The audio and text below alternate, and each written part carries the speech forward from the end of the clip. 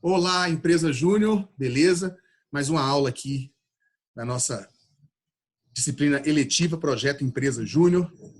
Hoje eu estou recebendo aqui uma figura importantíssima, tanto na minha vida pessoal, quanto uma figura importante para a nossa disciplina Projeto Empresa Júnior, pelo cargo que ele ocupa, pela trajetória empresarial que o Thiago tem. Então, esse é o Thiago Caixeta.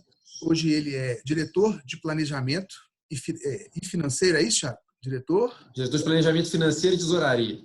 Diretor de Planejamento Financeiro e Tesouraria da MRV. Então, quem talvez possa não conhecer a MRV, pode pesquisar para entender quem é que está falando para vocês. É um diretor de uma grande empresa multinacional, né? Hoje em dia né? Hoje em dia multinacional, uma empresa nos Estados Unidos. Mas é uma construtora. Está, inclusive, não posso deixar de falar, construindo aí um empreendimento espetacular, um estádio maravilhoso. Ela participa efetivamente dessa construção. O Thiago, talvez um pouco a contragosto, deve estar participando também desse planejamento, dessa construção desse estádio maravilhoso. Oi? Pouco, graças a Deus. Graças a Deus para você. Para mim, seria ótimo. E o Thiago, ele estudou engenharia de controle e automação comigo. Depois que ele saiu da engenharia de controle e automação, ele seguiu uma carreira mais voltada para a gestão. E aí ele vai falar um pouquinho da trajetória dele, mas o que eu quero, empresa Júnior, que vocês principalmente observem inicialmente, é que o Thiago tem uma grande proximidade comigo. E como que uma pessoa dessa está muito mais próximo de vocês do que talvez vocês possam imaginar. É claro, eu não tenho dúvida que existem pais de vocês que são diretores, que são empresários, que são grandes empresários, grandes executivos igual o Thiago. Eu não estou dizendo isso não. Mas aquela galera que às vezes acha que isso está muito distante, eu trouxe na última aula o Alexandre, que também estudou com a gente, Alexandre Sartori, e trouxe nessa aula o Thiago. São pessoas que estão extremamente próximas a mim, e eu sou extremamente próximo a vocês, e ocupam cargos altos em grandes empresas. O Thiago ocupa um cargo altíssimo, do alto escalão de uma grande empresa. E essa pessoa que vocês estão vendo aí, simples, educada, me atendeu rapidamente, prontamente. Então, o mundo business é isso aí que vocês estão vendo. Não é aquela coisa distante. Por isso que muitos de vocês podem, ou todos vocês, ou quem quiser, pode alcançar as mesmas coisas que o Thiago alcançou, que o Alexandre alcançou. Então, Thiago, a palavra é sua para você falar aí da sua trajetória, fazendo favor. Depois eu te pergunto especificamente da MRV, beleza? Tá bom. Obrigado pelas palavras aí. A turma te chama de Bruno Caetano. Eles me chamam de Brunão, mas você pode me chamar do jeito que você quiser, menos dos apelidos da faculdade. Tá bom, professor. Então, vamos lá. Obrigado pelas palavras aí, gente. É um prazer estar falando com vocês aí. Eventualmente, para frente, se precisar de alguma coisa também, o Bruno pode me passar e a gente responde, enfim, tiro dúvidas aí se precisarem de alguma coisa. O Bruno é um amigo que eu fiz na época de automação, assim como o Alexandre também, que vocês devem ter conhecido ou vão conhecer. Enfim, pessoa de altíssimo nível, e é sempre um prazer atendê-lo e ajudar um amigo, enfim. Estou à disposição. Vamos lá, deixa eu falar um pouquinho da minha trajetória. Então, formamos em 2005 e acaba que uma coisa que pode ser importante para o futuro seus, assim, acho que nada na vida a gente consegue prever como é que vai ser perfeitamente o futuro, né? Eu entrei para automação querendo ser um engenheiro de controle de automação, resolver problemas complexos de processos, de plantas industriais ou outras, enfim. Mas acabou que no meio do caminho, em algum momento ali, eu percebi que tinha gente muito mais excepcional que eu para fazer o que a gente estava estudando, os caras realmente preparados para aquilo ali, e eu não sei, de alguma forma não era exatamente o que eu estava gostando mais de fazer. Mas já era também já mais para o final do curso, e eu sabia que uma boa formação, os desafios que a gente enfrentava no dia a dia iam me ajudar na minha formação como um todo. E aí, no meio disso, falei assim, poxa, deixa eu dar uma estudada em finanças. Finanças é um assunto que me interessa. E comecei a estudar por minha conta. Fiz um curso no Sebrae, enquanto eu fazia engenharia de controle de automação, fiz um módulo lá. E no meio disso, eu não vou entrar em todos os detalhes, senão nós vamos gastar muito tempo aqui. Eu fui fazer um estágio no Banco Santander. Então, como finanças era uma área que me interessava, a gente conseguiu um estágio no Banco Santander, lá em São Paulo. Acho que essa história rápida é importante, assim, raça é bastante importante na nossa vida. Nesse período, acabou que eu fiquei 3 meses, mas tiveram colegas nossos que ficaram muito mais tempo, 1 ano. Eu ia todo domingo à noite para São Paulo, de ônibus, sentava no ônibus 10 horas da noite, sei lá, chegava em São Paulo 5, 6 horas da manhã, chegava na rodoviária, pegava um metrô, depois pegava um ônibus, depois chegava em casa, tomava um banho rápido e ia trabalhar. E toda quinta-feira à noite eu fazia o inverso, saía do escritório, pegava um metrô, pegava um ônibus, pegava um metrô, pegava outro ônibus, voltava para BH, porque tinha aula na sexta. Mas aquilo ali já ajudou a me levar para o caminho que eu queria, o caminho de finanças.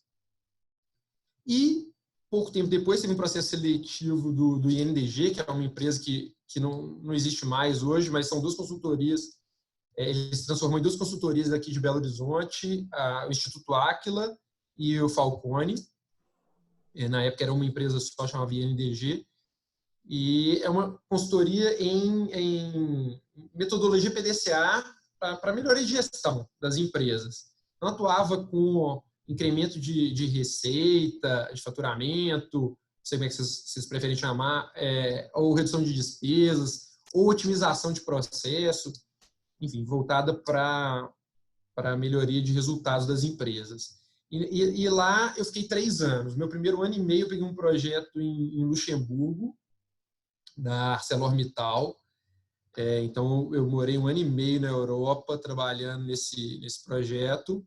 Depois eu voltei para cá, para o Brasil. Peguei projetos em Salvador, Santa Catarina, São Paulo, Belo Horizonte, também todos nessa linha. Foi quando eu recebi um convite para vir para a MRV, para uma área que chamava desenvolvimento organizacional. Não é exatamente finanças. Você chegou a atuar na MRV enquanto funcionário do INDG? Não.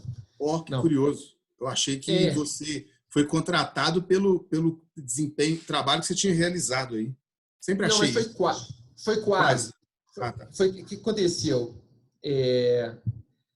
O INDG, eu estava lá no INDG e a MRV estava implantando aqui o SAP e revisando todos os processos para a implantação do SAP, porque o sistema antigo já não aguentava o crescimento que a gente estava se propondo a fazer. A empresa MRV, nessa época, era uma empresa de 4.000 unidades por ano e passou para uma empresa de hoje 40, 50 mil unidades por ano. Vamos chegar em 60 mil daqui a pouco. São prédios ou apartamentos? São prédios ou casas, né, que você está perguntando, né? São prédios. São unidades de apartamento? Não, unidades. Apartamento. Quando eu falo unidade, é unidade habitacional. Apartamento ou casa. Mas a maioria é prédio que a gente faz, né? Beleza. Nós hoje somos a maior construtora da América Latina e até esse ano, até o começo desse ano, a gente era uma empresa nacional e compramos também uma empresa, uma construtora agora na Flórida, Estados Unidos, e estamos começando a acelerar lá e em breve nós vamos estar em outros estados lá também. Mas voltando para cá, aí a MRV estava contratando o INDG. E o cara que estava contratando aqui, que era o diretor na época, ele me indicou, falou assim, não, eu trabalhei com um cara, e eu trabalhei com ele no INDG, ele tinha saído do INDG e chegado na MRV em janeiro de 2008. E E aí ele falou assim, tem um cara que trabalhou comigo que eu queria que ele participasse do projeto, indicou para o INDG e tudo mais. Só que aquelas questões burocráticas entre consultoria e cliente e tal, não sei o quê. Aí acabou que o INDG preferiu montar um time de um outro formato. E nesse momento eu estava indo para a Argentina pegar um projeto em Buenos Aires. Quando aí o cara me ligou e falou assim, tá bom, eles não te colocaram no projeto não, mas eu quero trabalhar com você, vem para cá como MRV. E aí fechamos e deu certo. Mas antes disso, antes de eu chegar aqui, isso é uma parte importante de falar, que a gente na linha de frente de projetos quaisquer, então não vou me aprofundar em um tema específico, a gente tem que tomar um pouco de cuidado assim, com o que a gente quer. Por exemplo, eu quero fazer um projeto para melhorar o tempo do processo, reduzir o tempo do processo em 20% e tudo mais. Dependendo de como se apresentar isso, acho que é um recado legal, vamos aqui melhorar esse processo para reduzir o tempo em 20%. Alguém pode olhar e falar assim, tudo bem, tá bom. Só que vai chamar muito mais atenção, isso eu aprendi lá no INDG, em época de consultoria. Se você falar o seguinte, estou fazendo aqui um processo, nós vamos melhorar isso aqui e nós vamos ganhar 1 milhão por ano com esse novo formato. Opa, o que é isso? Não, eu vou diminuir o tempo em 20% e isso vai gerar isso. Então, assim, esse financês, né, o consultor sênior que me orientou na época, falou, a linguagem aí é o financeiro, velho. O presidente gosta de escutar número de dinheiro. Então, traz isso para a mesa que você vai ser mais ouvido. Então, isso é um recado importante que eu queria passar. Bom, aí eu entrei na MRV. Na MRV, eu peguei essa área de melhoria de processos. Era uma consultoria interna. A gente chamava de desenvolvimento organizacional aqui dentro. E eu fiquei nessa área por 5 anos. Então, a gente fazia os projetos como se fosse uma consultoria mesmo, igual eu fazia no INDG, só que eu fazia para as áreas da MRV. Então, trabalhamos com a área de suprimentos, relacionamento com o cliente, departamento pessoal, administrativo, crédito imobiliário, comercial, sim, diversas áreas. Nesse período, interessante, acho que o Bruno vai lembrar disso, assim, nos meus 5 primeiros anos, eu tive a oportunidade ainda de ser gestor, além de ser, eu entrei aqui como analista, tá, gente? Então, foi evoluindo, analista sênior, coordenador, gestor e gestor executivo dessa área, e no meio do caminho, nesses meus primeiros 5 anos... Peraí, você começou como analista? Isso, comecei como analista sênior. Coordenador? Depois coordenador. Gestor? Depois gestor. Depois gestor executivo. Em algumas empresas é o superintendente. Tá. O que eu lembro é da palavra superintendente, que você, mais ou menos, a última vez que eu tive notícia. Hoje as empresas usam as nomenclaturas diversas, né? Então, tá. Aí depois, diretor. Gestor executivo está imediatamente, entre aspas, né, gente? Porque esse negócio de organograma e hierarquia, esse negócio de acima ou abaixo, a gente tem que tomar muito cuidado para a questão da importância, né? Mas o gestor, ele está imediatamente antes do diretor ou não? O gestor executivo? Assim, não necessariamente todas as áreas têm todas essas cadeiras, sabe? Todas essas posições. Então, só para passar rápido, tem o presidente, né, o CEO, aí tem o C-Level, que são a gente chama aqui de diretores executivos. Então, antigamente a gente chamava de vice-presidente. Então, tem presidente, vice-presidente, aí diretor executivo, diretor, gestor executivo, gestor, coordenador, e assim vai. Mas tem área que não tem. Na minha última posição, eu vou chegar nela, eu era também gestor executivo, e respondi direto para o vice-presidente, não tinha diretor. Entendi. Beleza. Então, vamos lá. Aí eu tive a oportunidade de assumir a posição de gestor de RH aqui.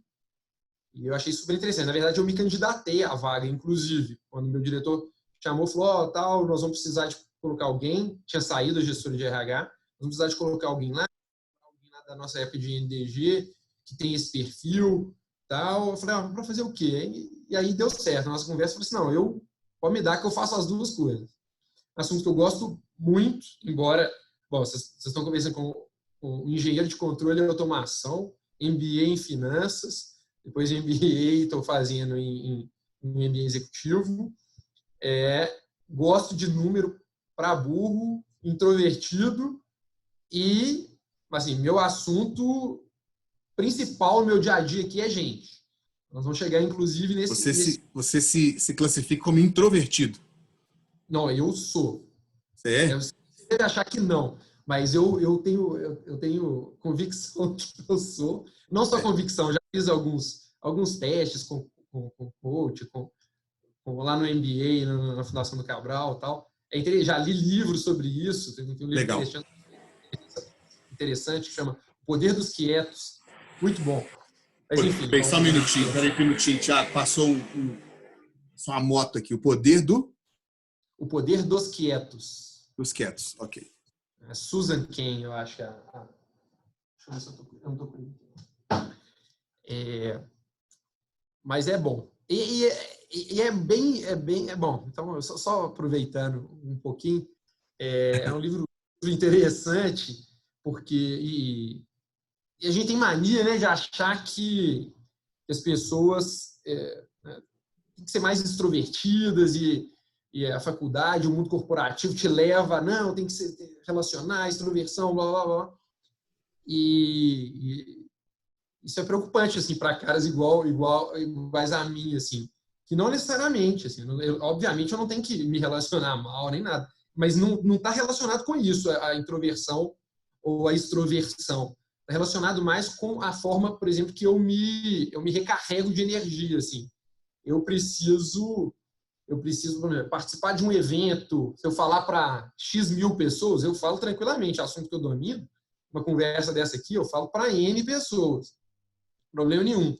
Só que na hora que acaba, por exemplo, um evento desse, os extrovertidos, por exemplo, vão lá e falar, vamos jantar todo mundo, vão ali para o bar, vamos aqui, não sei o quê.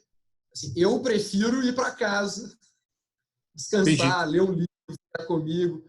Entendi. Então, é bem interessante explorar um pouco isso. Aí está relacionado mais com o autoconhecimento. Então, nós vamos nessa linha que eu vou falar de finanças, muito planejamento financeiro, mas eu gosto muito, meu assunto de dia a dia principal é gente, é meu time, porque eles que entregam hoje em dia o que eu entrego.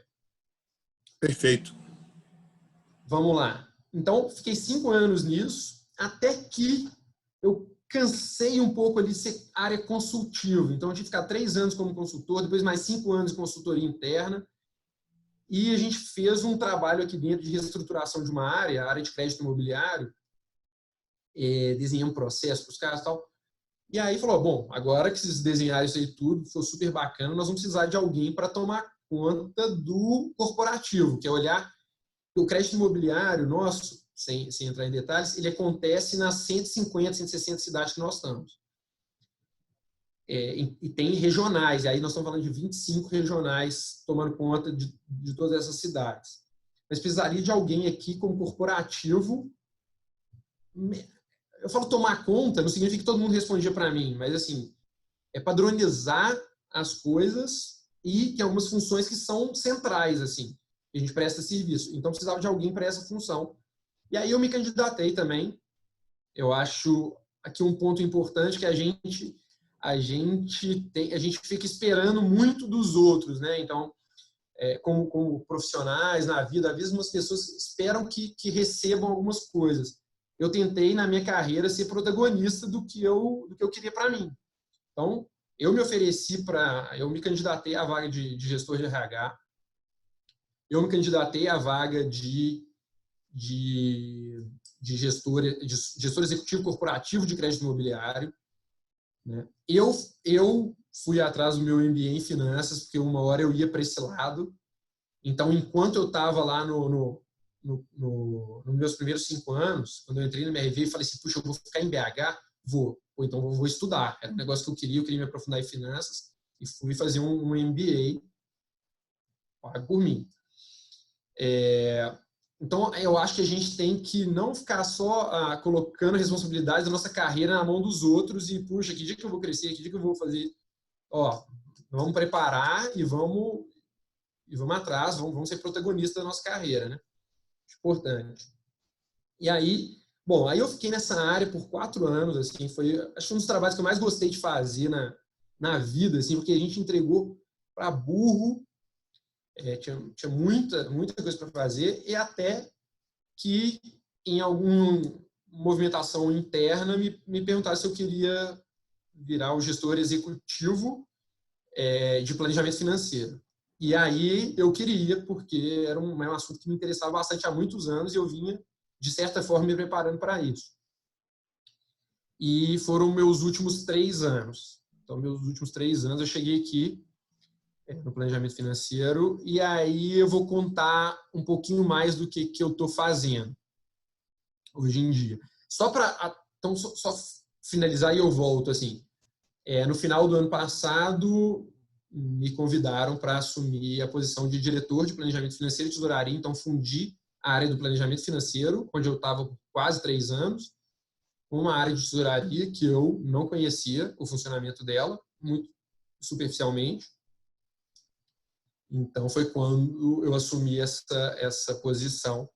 E hoje eu reporto para o CFO, então são nomes importantes aí no mundo de negócios. Tal. Então, o CFO é o Chief Financial Officer, ele é o vice-presidente de finanças, costuma ser o braço direito do presidente. Tal. Aqui na MRV não tem, a gente é muito aberto, muito informal, muito livre, não tem essas burocracias e relevâncias todas que muitas empresas dão, mas essa é uma posição muito importante que costuma ser o braço direito dos presidentes. Bom, então vamos falar de planejamento financeiro. O que eu fiz, como é que é o dia a dia da área, que é bom. Então, Thiago, então você fez uma escalada aí da sua carreira. Só queria entender o seguinte: você falou 2 vezes gestão executiva. São 2 gestões executivas diferentes. Uma do lado da outra ou uma imediatamente acima da outra? Ou não dá para... Tá. Foi uma... Não, assim, Oi? Pode falar. tá, vamos lá. Eu, assim, desde lá da minha época de RH, eu já tinha chegado numa posição de gestor executivo. Não tem Tá. não tem gestor executivo respondendo para outro, não. Só Beleza. meio lateral, assim. Quando eu fui Lateral. para o crédito imobiliário, movimentação lateral. Quando eu vim para o planejamento financeiro, movimentação lateral. Beleza. Perfeito. Né? Assim, Perfeito. não sei se algumas pessoas fazem sentido isso ou não, para mim faz sempre. Igual eu costumo me caracterizar aqui como um aprendiz.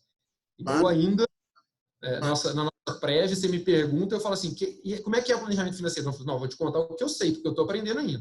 Tá Eu espero certo. que há 10 anos eu conte o que eu já sei, mas que eu ainda estou Ainda tem a aprendendo. coisa. Quando a gente achar que atingiu a excelência, acabou, né? Aí já não tem mais o que fazer, né? Exatamente.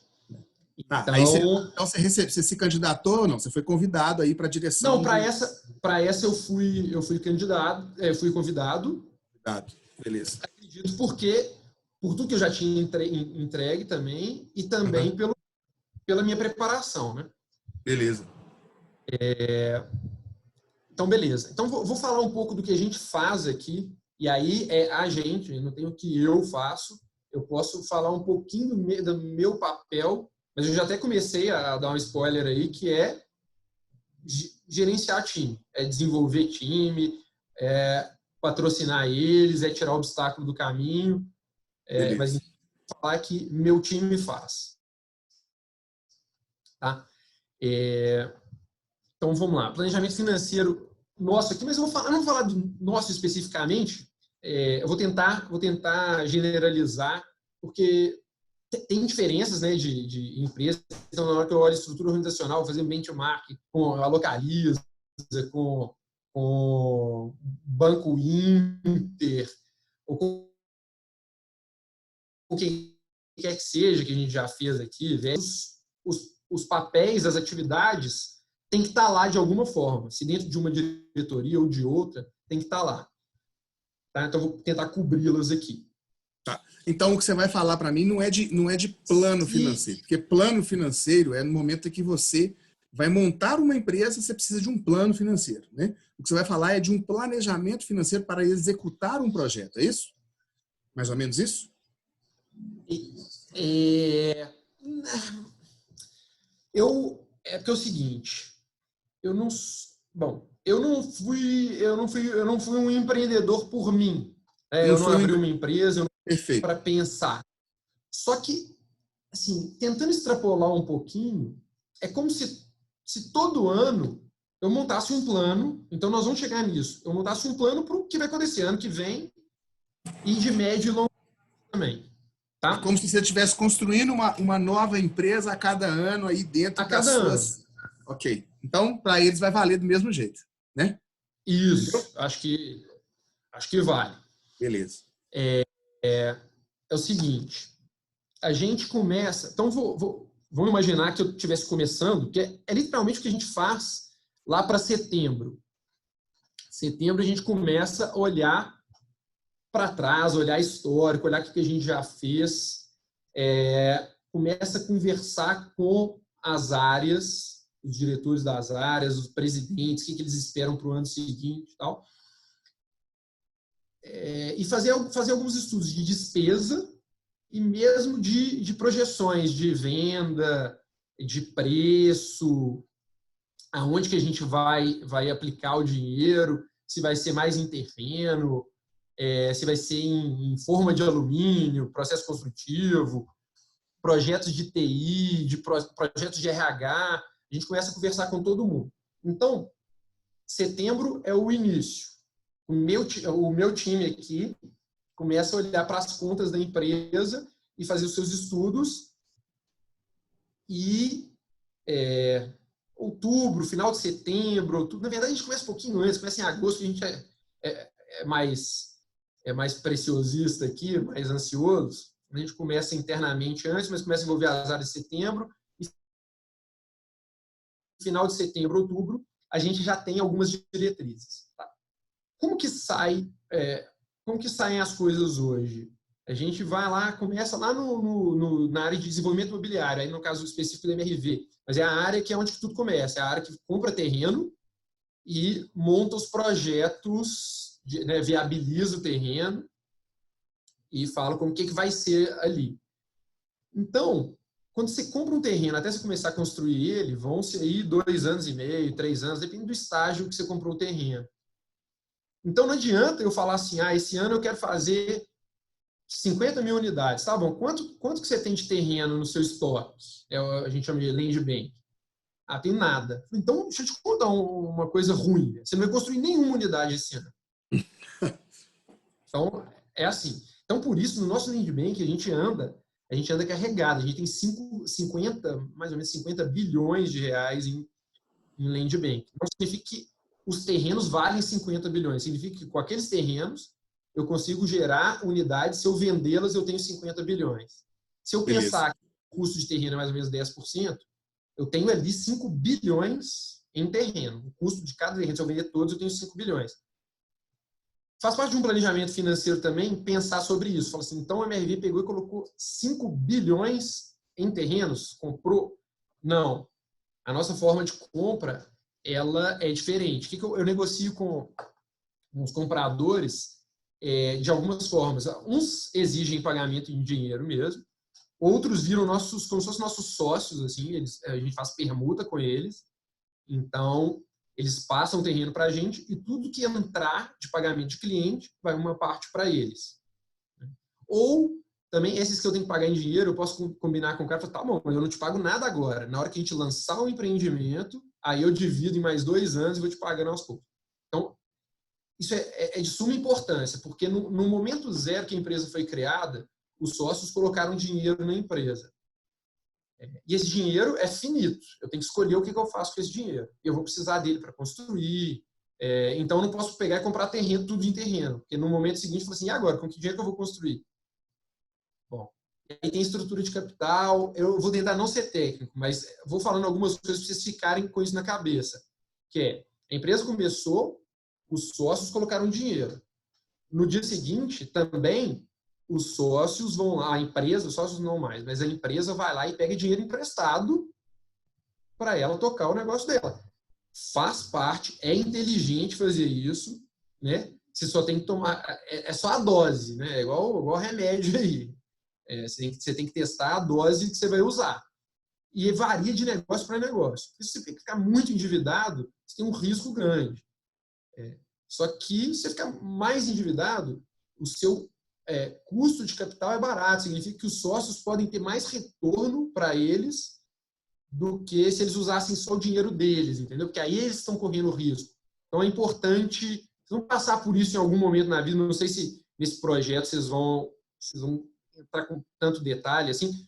Não, acredito que não, mas está dando para entender perfeitamente aí, que é até bom que quebra alguns paradigmas, né? Porque a gente ouve tanto aí, não faça dívidas, não sei o quê, não pegue dinheiro emprestado, não sei o quê, porque a questão não é fazer a dívida, a questão é o planejamento que você tem para resolver essa questão.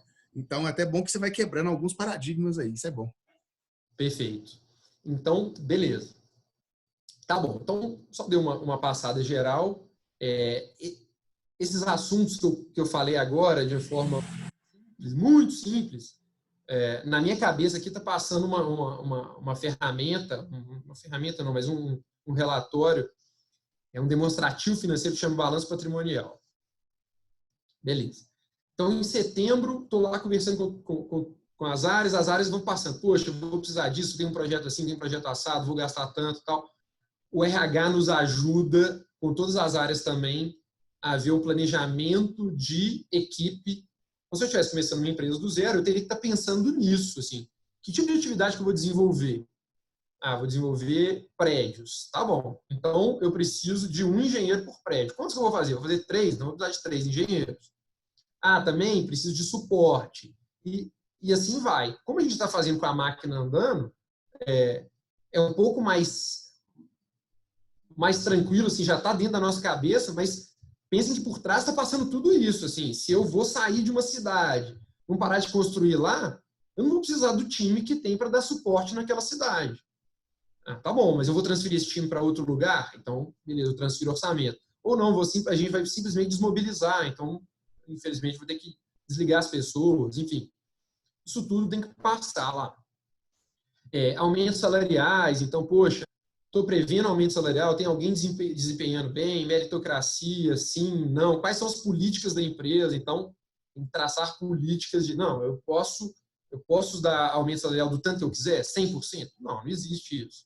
Tá bom. Então, qual que é a política da empresa? O que está por trás disso? Pode ser toda hora que eu quiser, todo mês? Não, tem que ser, sei lá, de 3 em 3 meses, 6 em 6 meses.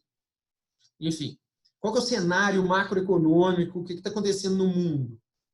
Tipo assim, tudo que a gente fez em setembro do ano passado, assim, pode ser que não chegou esse pedido diretamente ainda, mas eu acho que no mês que vem eu vou ter que estar fazendo tudo de novo para esse ano ainda, para 2020, por causa desse cenário de coronavírus. Então, a gente precisa pensar em tudo que está acontecendo. E é isso que a gente faz, e por isso a gente começa tão cedo. Se pensar, a gente começa em agosto, setembro, né? Esse ano, 2020, eu vou começar em agosto, setembro, falar de 2021. Então, tem coisas que são premissas, gente. Assim, a gente faz um planejamento para funcionar. Só que a gente não pode ser fiel ali e ficar preso no que você planejou para sempre, sendo que as coisas mudam. Então, se mudou, como é que eu adapto rápido aqui? E para onde, que caminho está me levando isso? Para onde que eu vou? Então, tem ajustes que precisam ser feitos. A gente tem que estar atento a tudo que está acontecendo, no mercado, tudo que está acontecendo. Bom, então disso sai uma outra peça importante, um outro demonstrativo, que é dois outros demonstrativos super importantes, que é a DRE, demonstrativo de resultados do exercício, e o fluxo de caixa. Então eu olho, os presidentes falaram, vou vender tantas unidades com esse preço, esse o custo, a gente critica, não aceita tudo.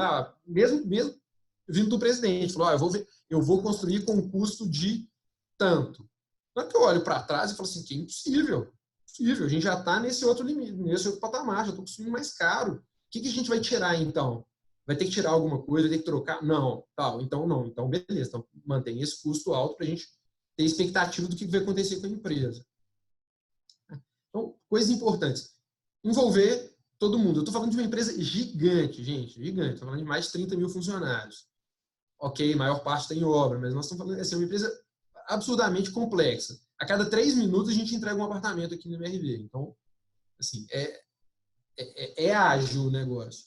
Uma empresa menor, o que eu estou querendo falar com vocês é o seguinte, conversem com todo mundo, conversem com os envolvidos aí. Vocês vão ter outras pessoas envolvidas no processo, conversem com elas, porque elas vão poder contribuir. Se vocês estiverem fazendo um projeto em grupo, cada um pensando em uma parte de empresa, assim, tem que ver o que o outro está pensando, se faz sentido, porque vai exigir recursos diferentes, vai projetar resultados diferentes, né?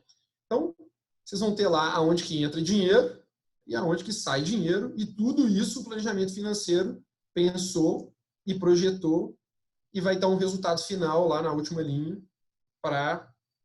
Isso faz sentido? Porque o que acontece também? Tem hora que não faz sentido. E a gente precisa recomeçar, volta no presente. Então, o que nós vamos fazer diferente? Dá para tirar algum projeto? Ou tá dando esse resultado tão bom assim, queria investir então esse ano mais em TI, em alguns sistemas aqui que a gente precisava implantar, tal, então vai ser esse ano. Agora, mais importante do que isso, como é que vai entrar o dinheiro, como é que vai sair, eu também tentando não entrar em detalhe, assim, eu falei muito de competência, a gente tem que olhar para o caixa. Porque na hora que eu olho para um demonstrativo e falar, pô, eu vou vender um apartamento custando 150 mil, vai me entrar 150 mil. Nesse demonstrativo vai estar lá 150 mil. Agora, no meu caixa, pode ser que só entrou 10 mil. Por quê? Esse cliente comprou, mas ele só me pagou 10 mil de sinal. O resto ele vai me pagar em 10 vezes. Então, assim, muita atenção para o caixa. Gestão de caixa. Então, eu já passo aqui para uma outra atividade importante nossa aqui de planejamento financeiro, é gestão de caixa. Caixa não dá para passar um mês no negativo. Não dá. Se você está negativo, ou porque você quebrou, ou porque você vai ter que ir lá contrair uma dívida para cobrir aquilo ali. E aí eu volto mais uma vez, nem sempre é ruim. Mas, por exemplo, a nossa situação a gente capta dinheiro no mercado, a gente emite instrumentos de dívida aqui para ficar confortável. Então, a gente não pega dinheiro porque a gente está custando a pagar. Eu estou com 2 bi de caixa hoje e estou captando mais 500 milhões. Então, porque a gente quer passar essa crise, passar esse deserto aí tranquilo, seguro. Beleza? Então, assim, é muita atenção para o caixa. E o caixa é isso, é como que você vai receber. Não fiz uma venda, só que você pode ter dividido, cara. Vai em 30, 60 e 90 dias aí. Tá bom. É assim que você vai receber. Se você tiver despesa ali no meio do caminho, você tem que casar uma com a outra. Então, por isso também, negociação de pagamento é super importante. Quando você comprar um insumo, comprou matéria-prima, negocia para pagar lá para frente. Por que isso, assim? Bom, porque você vai estar trabalhando com o dinheiro desse cara, assim, você vai receber do seu cliente primeiro, depois você paga o cara.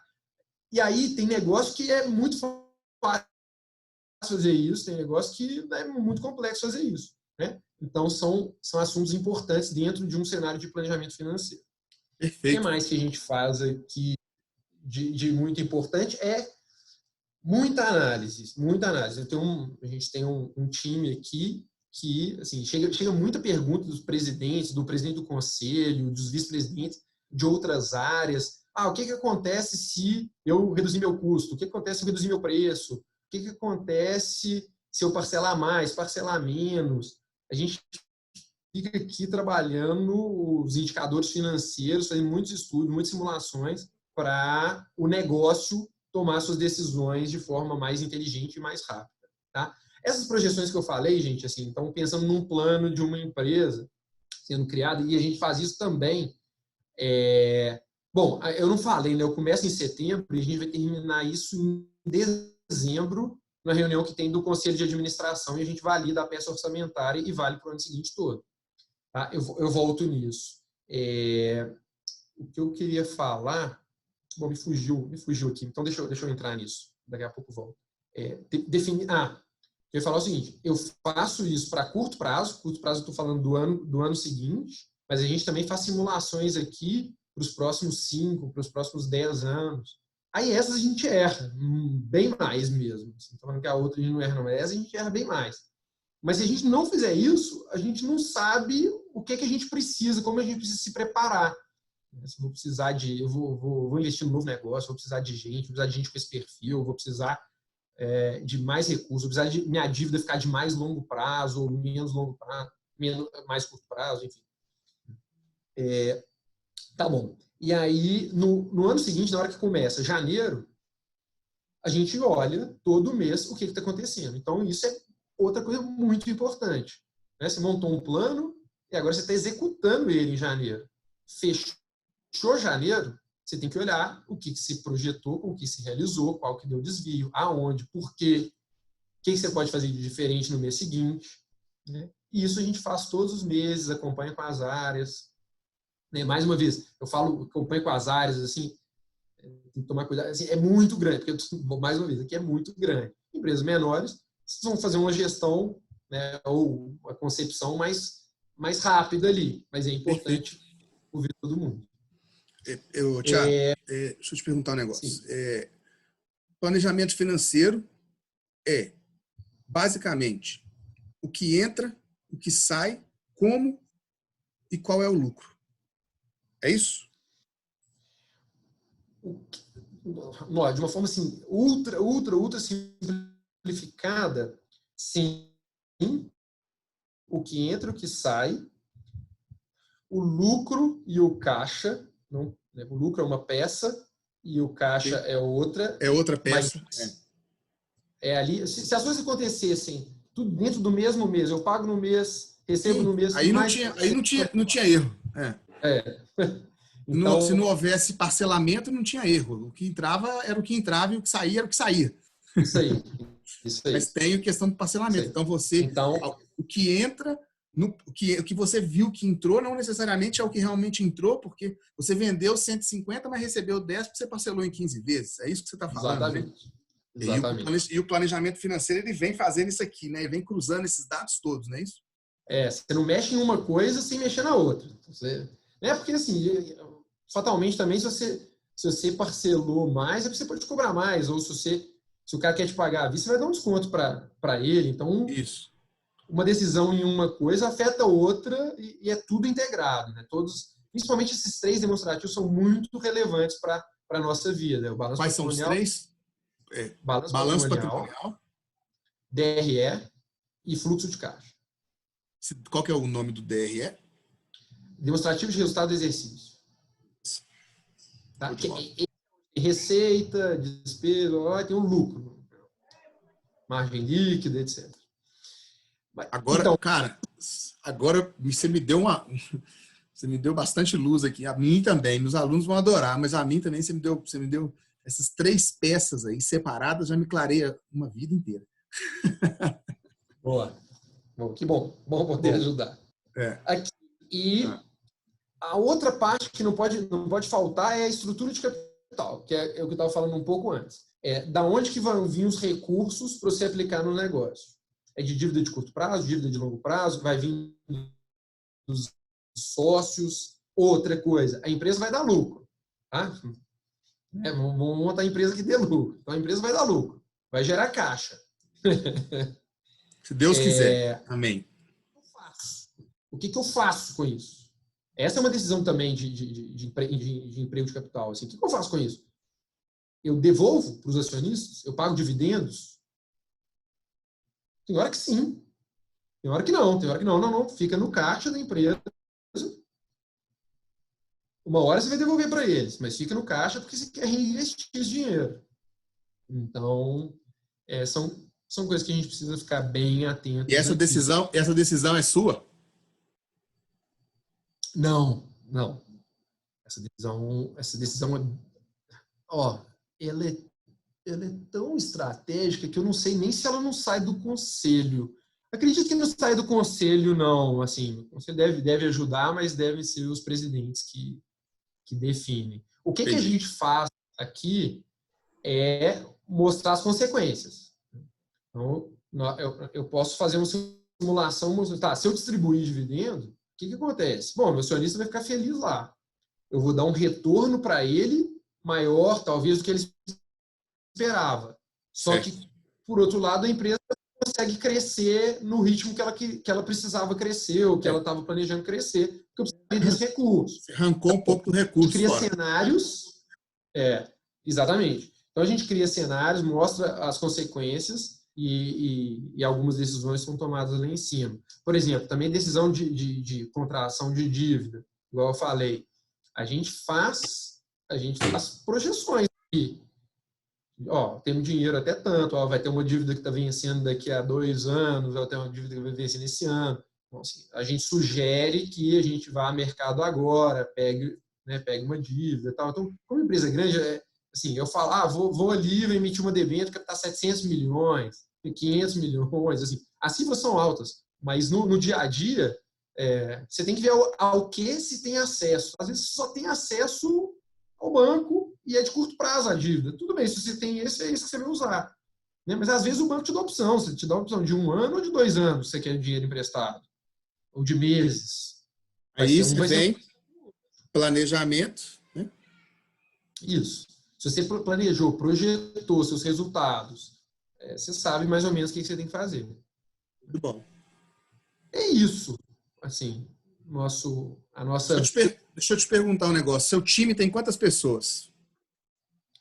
Hoje, nós temos mais ou menos 50 pessoas aqui. 50 pessoas. E aí, além da turma que está em obra, né? Também, de certa forma, é do seu time, né? 2 gestões. 2 gestões? Não, aí vai tocar. Peraí, só um minutinho. Uma área central. Peraí um minutinho. Tá bom. Isso é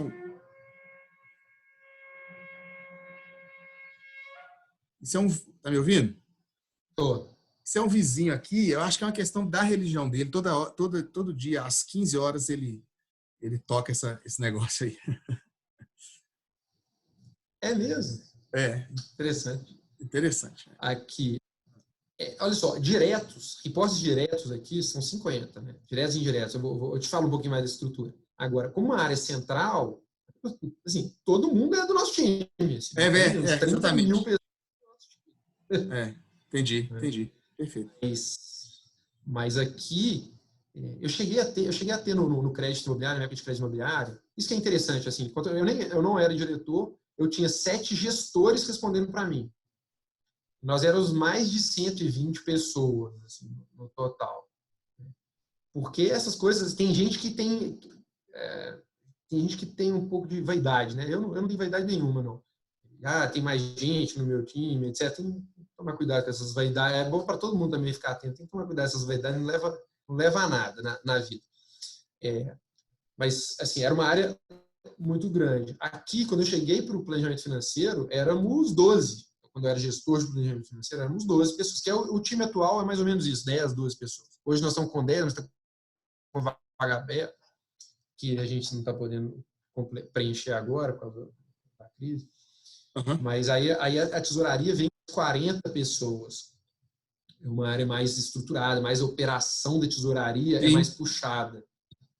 Então é isso. Eu não falei um pouco de tesouraria, mas tesouraria é simples. Tesouraria tem que, assim, sem desmerecer absolutamente nada. Assim, simples é a concepção, né? A concepção. Pelo contrário. Acho que as coisas mais inteligentes são as mais simples, assim, mas é o seguinte, tem que ter dinheiro no caixa para pagar as contas. Então, todo dia, a tesouraria funciona todo dia chega contas a pagar e fala, outros a pagar tanto em tais contas, e aí, como cada obra nossa é uma empresa diferente, então aqui nós temos mais de 4.000 contas abertas, né, no MRV. E cada obra tem mais de uma conta, enfim, complexidades do negócio, tem que ter dinheiro naquela conta para pagar aquela despesa que está chegando ali para a obra andar. Cada obra é um CNPJ? Então, cada obra é um CNPJ? Cada obra. É uma SPE, é uma empresa diferente. Beleza. Aí tem uma questão de estrutura, sociedade de obra, eu não sei, tem SCP, SPE limitada, mas eu diria que é uma pessoa jurídica cada obra, né? Vamos dizer assim. Porque é um negócio interessante que, para trás, a gente já teve problema de mercado. Como é que chama a empresa, gente? Me fugiu o nome da empresa aqui. Quebrou aqui em BH, não, Brasil, sei lá, quebrou a empresa porque ela pegava dinheiro de uma obra, jogava para outra, assim, cliente comprou aqui, mas era tudo um pacote só de empresa. Ela ia administrando o dinheiro dela, assim. Ela não achava que ela estava fazendo errado, eu acho, até ela quebrar. Falei, fiz bobagem aqui. Entendi. Opa, E agora faz as empresas, cada obra é uma empresa, e tem uma questão de patrimônio de afetação, ou seja, o dinheiro que o cliente colocou lá, ele fica naquela obra até a obra provar que o tanto de recursos que ela já tem, que ela já construiu, e o tanto de dinheiro que ela tem em caixa, é suficiente para ela acabar. Aí pode tirar o excedente de dinheiro, senão não pode tirar. Uma parte que sobrou, você pode tirar e realocar, vamos dizer assim. E não é nem que sobrou, porque teoricamente você olha que está sobrando agora. Não está sobrando, não, porque ainda falta para acabar de construir. Então, na hora que acabar, teoricamente, o lucro, em algum momento, você pode tirar. Para simplificar. Então, todo dia, a tesouraria tem que olhar para as contas e falar: vou precisar pagar isso, e os dinheiros não ficam na conta, parados esperando. Então, estão aplicados. Aí ela tira de aplicação, paga as contas, o que sobrou e o que entrou no dia, no final do dia, a tesouraria pega e aplica tudo de novo. Então, isso é muito importante também. Gestão o dinheiro não fica parado na conta corrente, não. Nem o nosso, nem o da empresa. Nem um dia. Nem um dia. Todo dia você aplica. Tudo e volta. Você tira só o que você precisa. Só que entra dinheiro, né, porque o cliente pagou, porque entrou dinheiro de financiamento da Caixa, enfim. Então, a gente tem que fazer essa administração. O conceito é simples, a operação é muito complexa, a interface com os bancos é muito complexa. Sensacional. Sensacional. Tiago, acho que eu vou encerrar aqui, porque deu exatamente o tempo da aula dos meninos. Tá bom. E já, assim, para eles vai ser um sucesso, eu tenho certeza. Eles vão receber essa aula na quarta-feira, dia 5, eu acho, de maio, né? Vai ser um sucesso. Para mim também foi um aprendizado enorme. Eu tenho uma noção bem teórica das coisas. Você me deu uma noção teórica / prática, que você me ajudou demais a poder ajudar a tocar essas aulas aí com os meninos.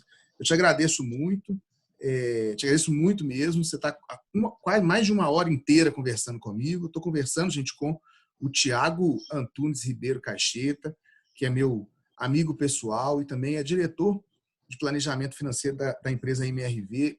E o cara tirou 1 hora do dia dele para conversar comigo. Na verdade, tem mais de 1 hora, que ele já está desde de 10 para as 2 que ele está dizendo para mim: estou pronto. Essa turma é assim, esses caras trabalham britânico, começa antes e termina depois. Esse povo não brinca em serviço, não. Então, eu te agradeço demais essa oportunidade. Esse material é valiosíssimo para mim, é valiosíssimo para os meus alunos, para essa disciplina, Projeto Empresa Júnior, para o Colégio Santa Maria, de uma forma geral. Esse material que a gente acabou de produzir aqui, ele é muito valioso, que vem de uma fonte muito fiel, muito importante, até porque não dizer da sociedade mesmo, pelo que onde você atua, como atua, é a forma que você faz. Tá bom? Então, valeu demais da conta. Obrigado. E fica o convite aí, se você puder, você, quando voltar aí, você ir lá ver os meninos e falar um pouquinho mais, viu? Quando a gente puder. Tá bom. Valeu. Obrigado pela oportunidade aí, estou à disposição. Tomara que a turma aproveite e se desenvolva. Beleza. Esse é o Tiago Caixeta, galera. Vou parar a gravação e vou conversar um tiquinho mais com você. Valeu.